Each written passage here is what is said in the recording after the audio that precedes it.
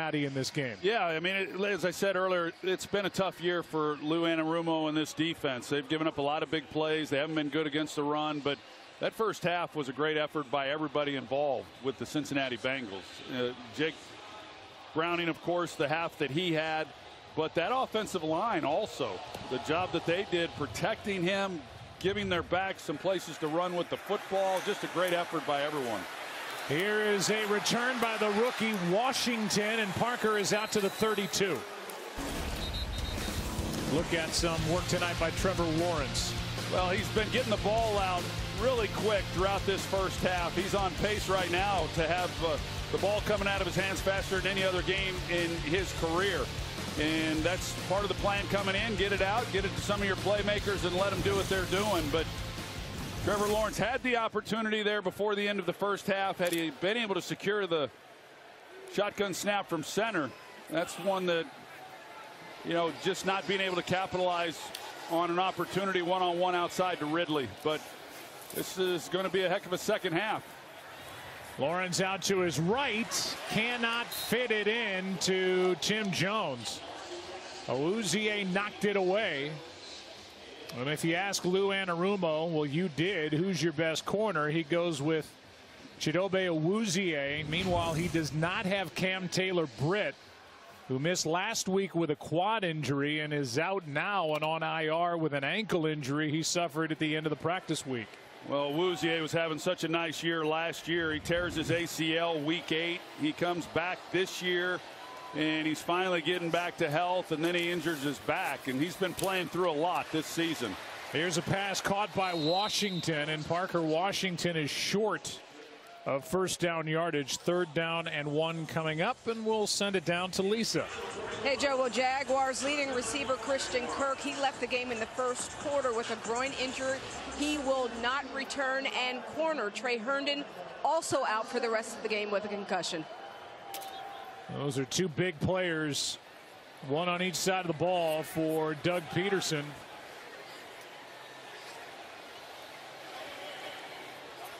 Without them the rest of the night. Here's Etienne. Etienne ran into a wall. B.J. Hill was in the middle of it. No gain on the play, and it's 4th down and 1. The punt team comes on for Jacksonville. Wow, they get to 3rd and 1, and this Cincinnati Bengals defense, they tighten up, and Etienne just not able to go anywhere.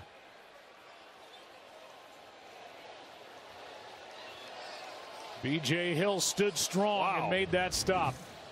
And the second 3 and out for the night for the Jaguars, with Logan Cook to punt.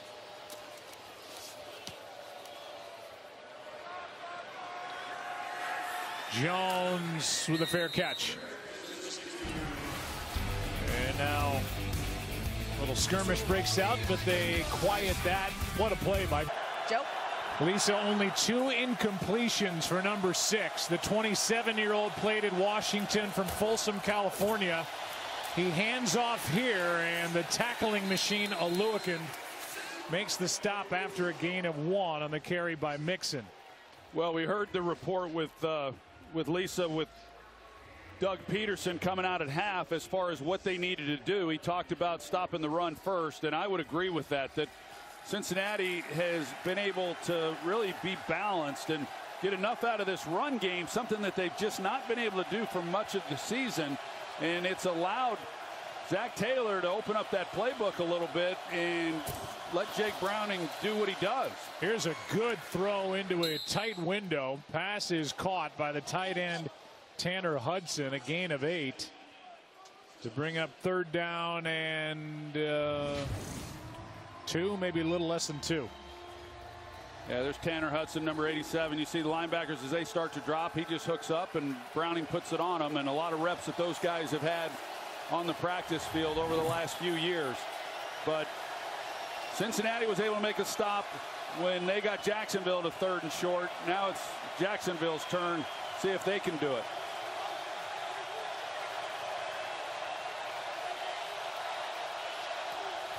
Third down and about 1.5 yards.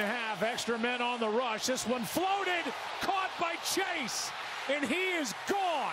Touchdown Cincinnati as he takes it into the end zone.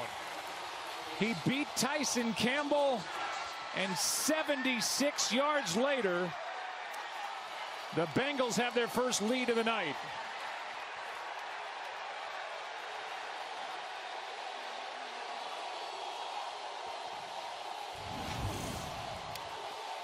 Well, the Jaguars are going to bring pressure, and Browning knows exactly where he's going with the football. He's got one-on-one press coverage, and he goes to the #1 receiver, Jamar Chase, and throws a perfect ball.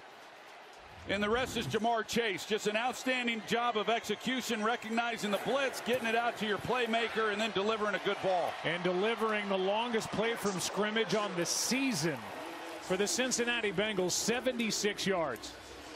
It was after the loss against Pittsburgh last week. Jamar Chase said, I just haven't had this feeling before. He's done a lot of winning in his young. The plans for tonight with Jake Browning making his second NFL start. He's been a practice squad guy and a camp arm and whatever. Well, he's showing all that he can do tonight. Racked up a ton of wins in Washington, was unstoppable in high school. Now he's doing it in the NFL. You know, last week was a tough week, but I think in that, I do think that Zach Taylor got a good feel for Jake Browning and some of the things that maybe he could have called that would have helped him out a little bit more, and how they wanted to approach this tonight. I didn't see this coming, but it's been fun to watch. He has really settled in. For as conservative as they were to start the game, they really opened it up. Here's Washington. He's not able to get to the 20, knocked down at the 16. In fact, so much so that they put the ball in his hands on 3rd down and 1.5 yards, and he completes it for 76 yards. Hold that thought. This week, NFL players are wearing customized cleats in honor of the causes they support through My Cause, My Cleats. Visit NFL.com/MyCauseMyCleats to hear players' stories, bid on their custom cleats for charity, and learn more about how they're making a difference in their communities. Go through some of those efforts and some of those initiatives and the painting on the shoes when we get a second, as Lawrence is able to get it to Zay Jones up to the 39, and exactly what the Jaguars needed, a completion of 23. Well, there were a lot of bodies over there, and there wasn't real good spacing between the receivers, but he turns this ball loose, and there's a defender out in front, and he just kind of threads the needle with this ball. That's a good way to start this drive with a big gain like that.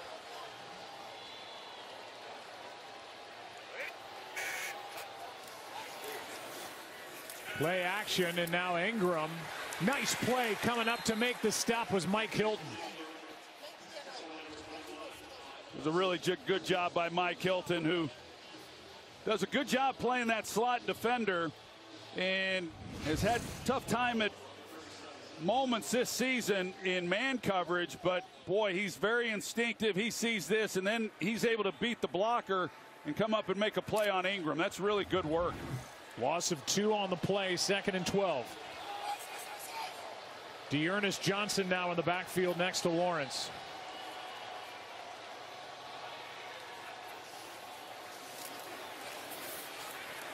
This one aired out for Ridley, has to turn the other way, and it's incomplete. Awuzie back there defending for Cincinnati to bring up 3rd down and 12. Well, the Bengals were in tight man coverage, and you know, this is an offense. We talked about it a little bit earlier, that there was a period of games there where Trevor Lawrence was banged up, his knee was bothering him. They weren't really able to get the ball down the field because they didn't want him holding it in the pocket for very long. But as he's gotten healthier the last few weeks, they've been as good as anybody in football, creating big plays down the field, and they've taken their shots tonight.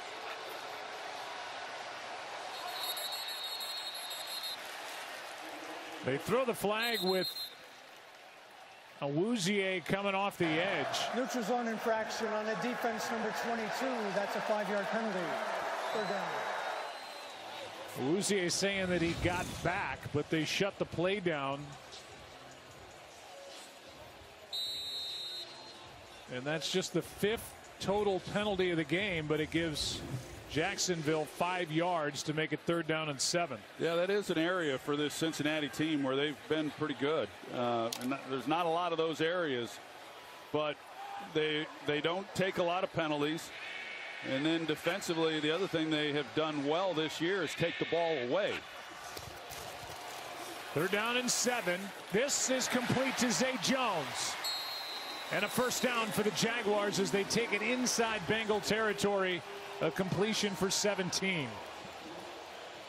Well, Mike Hilton, again, he's in the slot, and because of the way that the route concept was designed offensively, he's not able to get underneath the outside throw because the inside receiver holds him enough to where Zay Jones is able to get to the outside, no underneath coverage, and Trevor Lawrence gets the ball in his hands.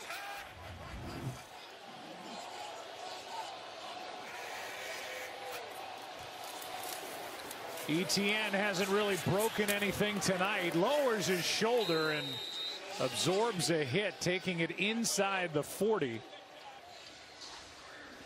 Jordan Battle came in, the rookie and 3rd-round pick from Alabama. He has slid in to the starting safety spot as Nick Scott, who they picked up from the Rams as a free agent, is playing more just on 3rd down. Yeah, and you mentioned it earlier, Joe, just the fact that, you know, when you lose guys like Jesse Bates and Von Bell on the back end of your defense, you're missing some really good players, and they have felt that this year. Pitch to ETN, who has a touchdown on a similar play. He is wrestled out of bounds with a gain of 6. Well, that's one of his better runs because coming into this game, Cincinnati, 2nd worst run defense in football, giving up 5 yards per carry.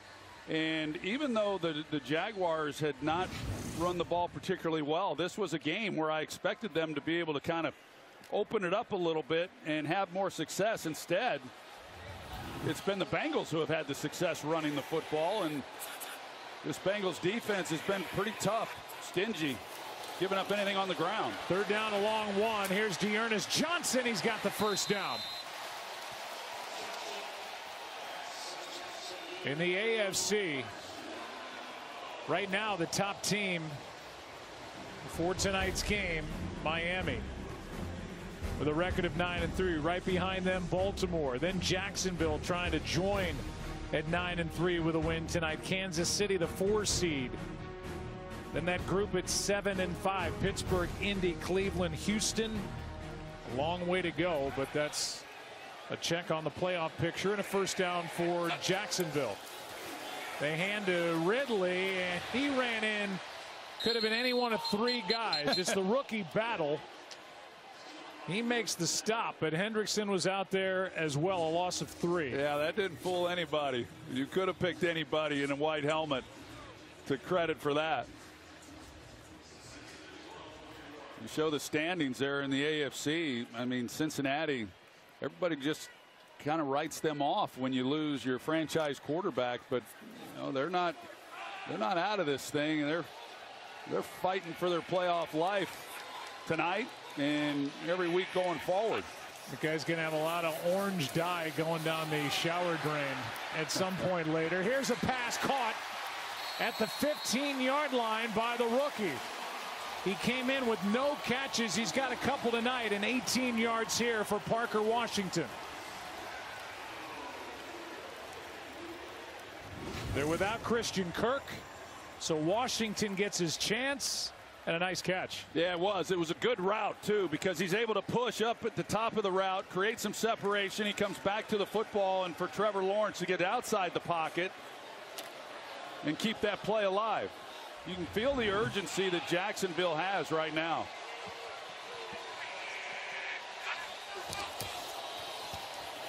They fake it to ETN, now toss it to him, and Travis is not going to get much. Akeem Davis Gaither on the tackle, a gain of just 1. Lou Anarumo, the defensive coordinator for Cincinnati, has been interviewing for head coaching spots. Certainly did over this past offseason. Came up short in that quest, but he's good. His 5th season with the Bengals. And one of the better defensive coordinators in the game. He's calling a nice game tonight. He sure is, and I agree with you, Joe. He is really a good defensive coordinator. Was a little surprised he didn't get a job last year. 2nd and 9. They flush Lawrence, and a shot into the end zone broken up by Hilton, defending against Calvin Ridley. Now 3rd and 9.